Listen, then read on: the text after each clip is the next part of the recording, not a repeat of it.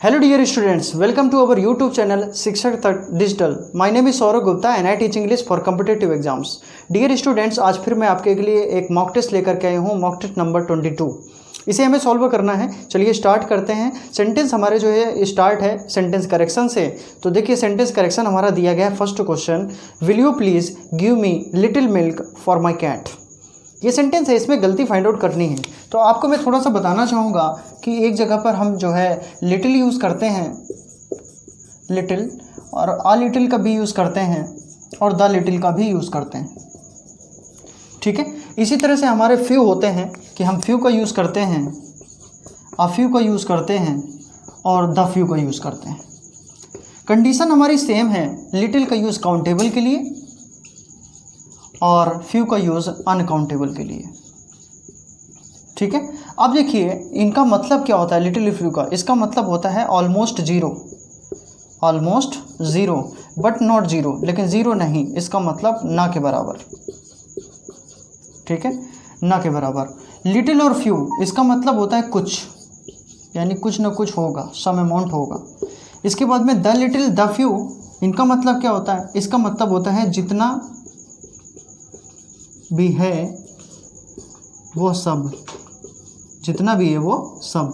अब देखिए हम सेंटेंस को देखें, will you please give me little milk. तो लिटिल मिल्क का मतलब क्या होता है, ना के बराबर। ना के बराबर हो नहीं सकता क्योंकि कुछ ना कुछ अमाउंट तो होगा। इसका मतलब क्या होगा, आ लिटिल। तो यहाँ पे हमारा आ लिटिल जो है वो रिप्लेस कर देंगे लिटिल से। सेकेंड नंबर क्वेश्चन पे आते हैं। लिखा हुआ है the light bulbs on the hall. On the hall कैसे हो सकता है यार, इन द हॉल होना चाहिए, है ना। तो इन लगा देंगे और सेंटेंस हमारा करेक्ट हो जाएगा। तो इन द हॉल कर दीजिए। इसके बाद में आते हैं थर्ड नंबर क्वेश्चन पे। पैराजंबल दिया गया है। पैराजंबल सॉल्व कैसे करना है हमने इसके बारे में आपको बताया है। कीवर्ड ढूंढिए और इसके बाद में सेंटेंस हम सॉल्व कर ले जाएंगे। अब देखिए एस नंबर, देखिए एस नंबर पे लिखा हुआ है an extraordinary. Extraordinary क्या, extraordinary person, extraordinary person. अब एक्स्ट्रा ऑर्डिनरी पर्सन, तो आप देखें कि एस से हमारी एंड होनी चाहिए। सेंटेंस का जो एंड है वो एस से होना चाहिए। अब सेंटेंस का एंड एस से होगा तो यहाँ पे देखिए केवल ए और डी दो ही ऑप्शन हमारे सामने हैं, बाकी के ऑप्शन हमारे यहाँ से बाहर हो गए। तो यहाँ पे एस लास्ट में आएगा। अब सेंटेंस देखिए, इवन व्हेन, व्हेन कब, when he was a child, when he was a child, जब वो एक बच्चा था। तो when he was a child, तो यहाँ पे देखें आर नंबर से स्टार्टिंग होनी चाहिए। तो आर और एस अभी भी देखिए सेंटेंस जो है वो जा रहा है, when he was a child. और इसके बाद में क्या आना चाहिए, ही शोड साइंस दैट, इसके बाद में he would one day grow into। ये सेंटेंस हमारा जाएगा RQPS, ऑप्शन नंबर ए, ये बिल्कुल करेक्ट है। ओके, आगे चलते हैं नेक्स्ट क्वेश्चन पे। Plural of tooth. टूथ का प्लूरल क्या होता है, तो कई बार हम टूथ से कर देते हैं, है ना, गलत हो जाता है। जैसे फुट होता है, फुट का क्या होगा, फीट होता है। इसी तरह से टूथ का क्या हो जाता है, टीथ होता है। टीथ कर देंगे। तो यहाँ पे हमारा जो ऑप्शन आ रहा है, बी ऑप्शन आ रहा है, बी फॉर बेबी। कभी कभी बहुत आसान आता है लेकिन उस पर भी कंफ्यूजन हो जाता है और सेंटेंस हमारा गलत हो जाता है। तो आसान है लेकिन कंफ्यूजिंग भी है, टीथ कर देंगे। आगे चलते हैं, opposite gender of mister. Mister का अपोजिट जेंडर फाइंड आउट करना है। तो देखिए मिस्टर का अपोजिट जेंडर मास्टर तो होगा नहीं, मॉन्स्टर भी नहीं होगा, मेकर भी नहीं होगा। तो madam is given, option number A is correct. आगे चलते हैं नेक्स्ट क्वेश्चन की ओर। 6 नंबर पे superlative degree of late. Late की सुपरलेटिव डिग्री क्या होगी, तो लेट से देखिए लेट है, लेट का कॉम्परेटिव डिग्री क्या होता है, लेटर होता है ना, थर्ड फॉर्म। यहाँ पे लेटेस्ट हमारा जो है वो सुपरलेटिव डिग्री हो जाएगा। तो हमारा जो सुपरलेटिव डिग्री ही पूछ रहा है तो यहाँ पे लेटेस्ट कर देंगे। तो यहाँ पे कौन सा ऑप्शन आ रहा है, latest, A option is given, we will go for option number A. आगे चलते हैं नेक्स्ट 7 नंबर पे। A man who helps stranger is called. जो पर्सन स्ट्रेंजर की हेल्प करता है वो क्या होता है, एक तरह से समैरिटन एक वर्ड आता है। समैरिटन फिलेंथ्रोपिस्ट का सिनोनिम होता है। तो यहाँ पे समैरिटन दिया है, option number A is correct. लेविस होगा नहीं, लेविस थोड़ा सा एक्स्ट्रा वैगेंट की कैटेगरी में आता है लेकिन कभी कभी जनरसिटी के सेंटर में यूज हो जाता है। तो यहाँ पे हमारा जो है ए ऑप्शन करेक्ट हो जाएगा। आगे चलते हैं नेक्स्ट क्वेश्चन की ओर। 8th नंबर पे, एन अनमैरिड गर्ल, गर्ल या वुमेन कर दो, एन अनमैरिड वुमेन और गर्ल इज कॉल्ड, उसको हम क्या बोलते हैं। तो यहाँ पे देखिए हमारा जो ऑप्शन आता है वो आता है स्पिंस्टर। ठीक है, स्पिंस्टर आता है, या स्पिंस्टर न बोल के हम मेड भी बोलना चाहें तो मेड भी बोल सकते हैं। दोनों वर्ड हमारे करेक्ट हैं। तो आप यहाँ पे देखिए हमारा जो करेक्ट होगा वो ए ऑप्शन करेक्ट होगा, स्पिंस्टर करेक्ट हो जाएगा। इसके बाद में बैचलर जो होता है वो हमारा जो है मेल होता है, फीमेल नहीं होता। सिंगल मैट्रन, मैट्रन जो होता है नर्सों की जो इंचार्ज होती है, incharge of nurses, that is matron. इसके बाद में नेक्स्ट 9 नंबर पे सिनोनिम ऑफ एफ्लुएंट, एफ्लुएंट का सिनोनिम फाइंड आउट करना है। चलिए, बहुत ही अच्छा वर्ड है।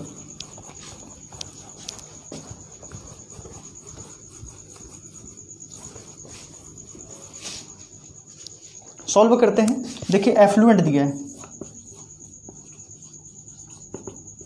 एफ्लुएंट का मतलब होता है वेरी रिच, वेरी रिच, कोई भी पर्सन जो बहुत अमीर है। इसका मतलब we can say that well off. इसका मतलब क्या है, यहाँ पे वेल्दी हो जाएगा, हेल्थ इज वेल्थ, तो वेल्थ से बना वेल्दी। इसका मतलब अपुलेंट हो जाएगा, है ना, अपुलेंट। या मनीड है, so we can say that moneyed, है ना। यहाँ पे हमारा प्रॉपर्टीड भी हो जाएगा, या फ्लरिश के सेंस में आ सकता है, फ्लरिश, ठीक है। इसका मतलब कि क्या है ना कहीं रिच है, तो इसका मतलब जो है फ्लरिश के बाद में प्रॉस्पेरस हो सकता है, वो समृद्ध है। So we can say that prosperous also. यहाँ पे हमारा ऑप्शन नंबर बी दिया है अपुलेंट, जो कि मैंने अभी आपको बताया, है ना। तो बी ऑप्शन हमारा यहाँ पे करेक्ट हो जाएगा। पुअर जानते हैं, नीडी जाते हैं। स्कैंटी का मतलब होता है किसी चीज़ की कमी होना। कमी का सिनोनिम डर्थ एक आता है, DEARTH, डर्थ भी बोल सकते हैं। आगे चलते हैं नेक्स्ट 10th नंबर क्वेश्चन पे। सिनोनिम ऑफ एक्सीड, एक्सीड का मतलब होता है किसी चीज़ से वो सहमत है, एग्री कर रहा है। कंसेंट आपका वर्ड आता है, एग्री है तो एडमिट कर रहा है, उस चीज़ को परमिट कर रहा है। तो यहाँ पे हमारा जो है डी ऑप्शन दिया है, consent, option number D correct. इसके बाद में आते हैं 11 नंबर पे। 11 नंबर में मिस स्पेल्ड फाइंड आउट करना है। कई बार इतना आसान वर्ड आ जाता है, कन्फ्यूजन हो जाता है। अब देखिए यहाँ पे जैसे टोमेटो लिखा हुआ है, टोमेटो की स्पेलिंग गलत है, तो यहाँ पे टोमेटो की स्पेलिंग क्या होगी, TOMATO, यही तो होगी, ठीक है। स्पेलिंग सही हो जाएगी टोमेटो, यहाँ पे स्पेलिंग करेक्ट कर दीजिए। आगे चलते हैं नेक्स्ट 12th नंबर पे। 12th नंबर पे रिमूव टू हटाना है, हमें टू हटाना है, हटा लेंगे। चलिए कोशिश करिए।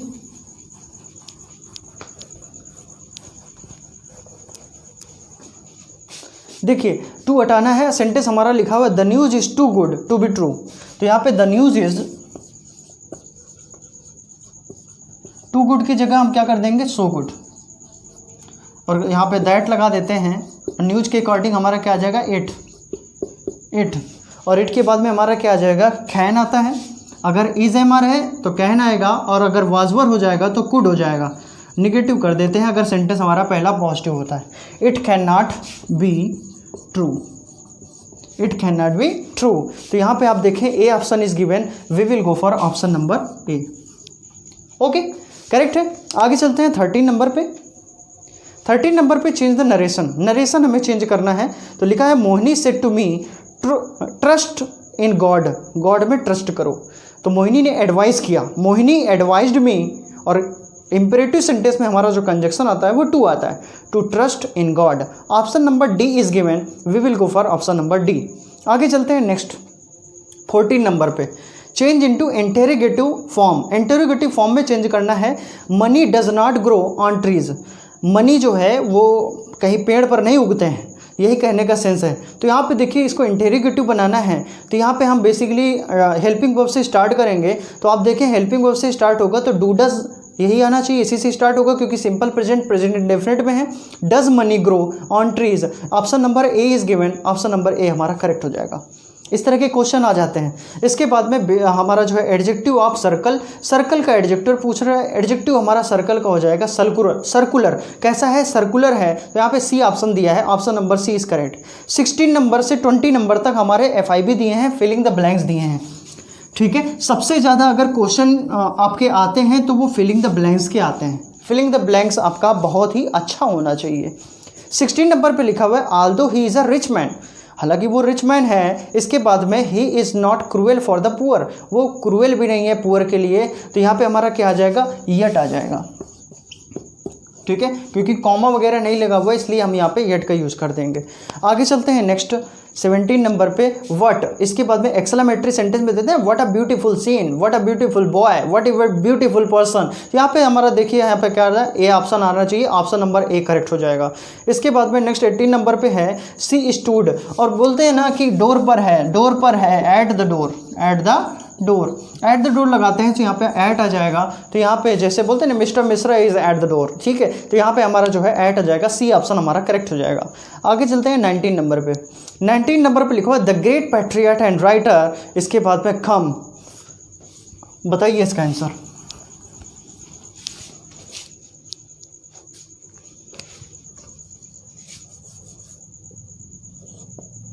A journalist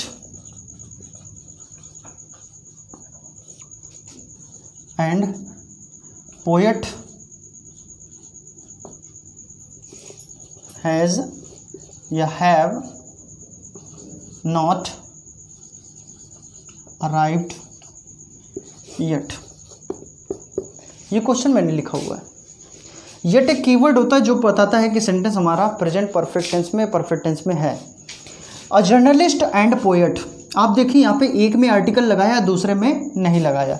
जब एक में आर्टिकल फर्स्ट वाले में लगा हो, दूसरे में ना लगा हो, इसका मतलब कि वो पर्सन एक ही है, वो पर्सन एक ही है। अगर दोनों में आर्टिकल लगा होता है, इसका मतलब दोनों पर्सन अलग अलग हो जाते हैं। सिंपल सी बात है, वो जर्नलिस्ट भी है, वो पोएट भी है, तो इसका मतलब यहाँ पे सिंगुलर वर्ब आएगी, हैज़ आ जाएगा। इसी तरह से आपका क्वेश्चन दिया है the great patriot and writer, तो यहाँ पे देखिए द केवल एक में लगा हुआ है, दूसरे में नहीं लगा हुआ है, इसका मतलब सिंगुलर आना चाहिए, तो यहाँ पे हम हैज़ कर देंगे, ठीक है, ए ऑप्शन हमारा करेक्ट है। लास्ट क्वेश्चन पे आते हैं 20 नंबर। मीन्स आता है मोड मेथड्स, तो बहुत सारे होते हैं, तो हिज मीन्स आर एम्पल, तो यहाँ पे हमारा जो है क्या आ जाएगा, आर आ जाएगा। 20 का हमारा जो है ऑप्शन नंबर क्या आ जाएगा, B for baby, B option हमारा करेक्ट हो जाएगा। तो बेसिकली आपको ये मॉक टेस्ट पूरी तरह से समझ में आया होगा। हम मॉक टेस्ट आपके लिए लाते रहेंगे।